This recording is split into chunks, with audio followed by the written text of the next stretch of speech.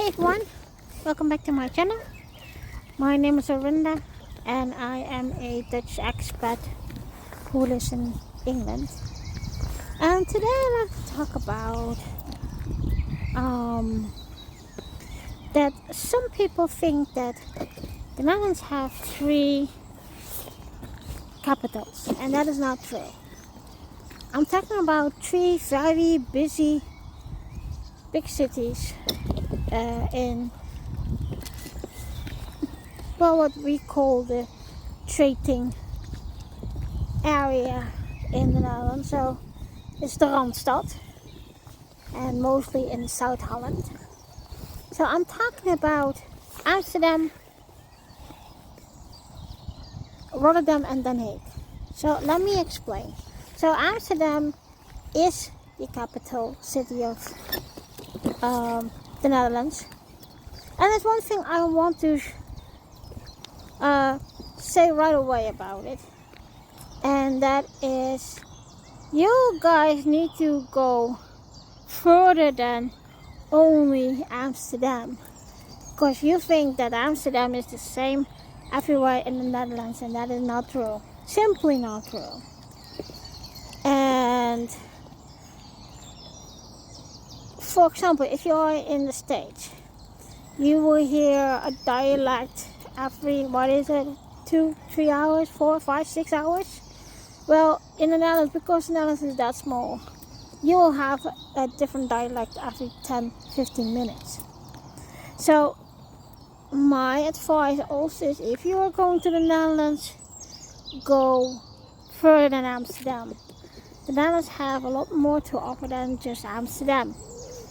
And there are things that you foreigners think that it is so easy in the Netherlands, but it is not. For example, the weed. You will get caught. You will get doing jail or whatever. And it is not in that case legal. Of course, if you get caught on the street with it, you still will go to jail, like I just said. But there are some looser rules in that way. So that's Amsterdam. Amsterdam is or capital city, as most of you know. But they think, as well as Rotterdam and Den Haag, is one as well, and that is simply not true. It's just because we had this trading set up in 1700s. That's why, because was that Amsterdam or was that Den Haag? I can't remember. But there is the Dutch stockholding is the oldest in the world, and we made that in like the 1600s, when we have our golden century, when we have the Dutch Indian Company. Of course, we also have the other company that goes to America, or the States. And that is one of the oldest stockholders that there is in the world. We began it. And so why Rotterdam? Rotterdam is has always been the biggest port of Europe. So that means also that every trade and trading assets that there is, it all come together there. That's why Rotterdam stands always alone for the trading center and a lot of other things, of course. We got a lot of beautiful and quirky architects there who, for example, designed the pencil flat and the Cubist flat.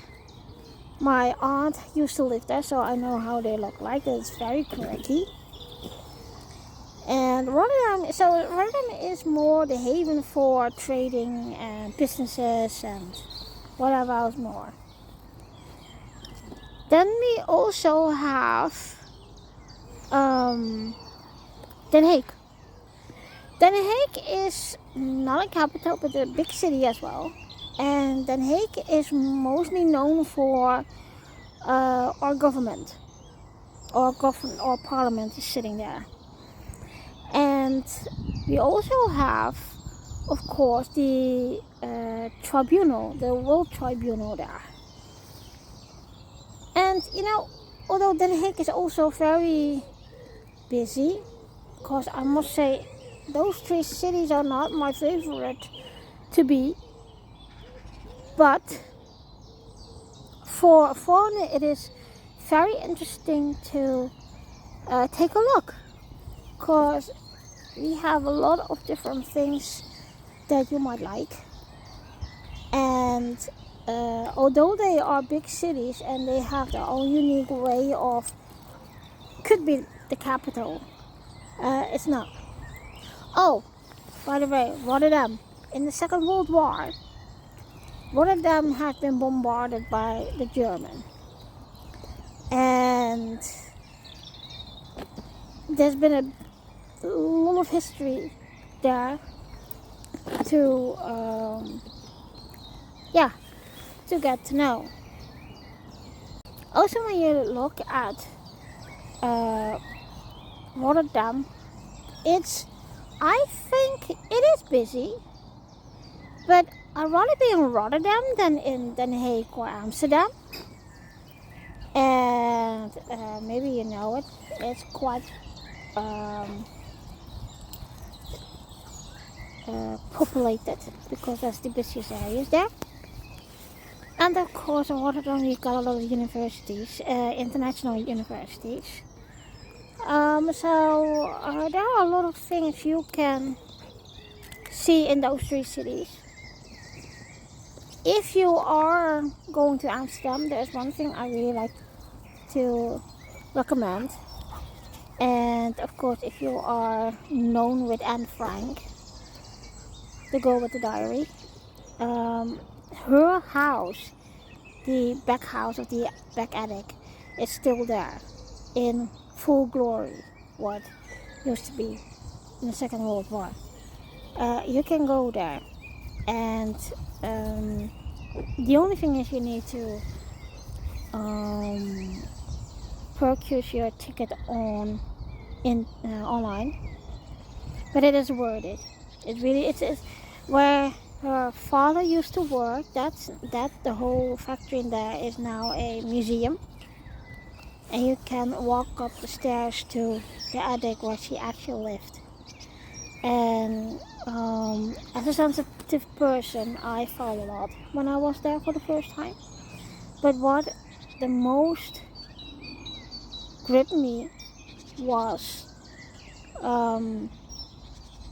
there was one profile photo of her in her bedroom, and that was really, I don't want to say shocking, but it was really that you are thinking, damn, she was this young and she had to get through this. And so if you know the story, or if you don't know the story, please check it out. I will still do I will do a little video about Anne Frank here after this. And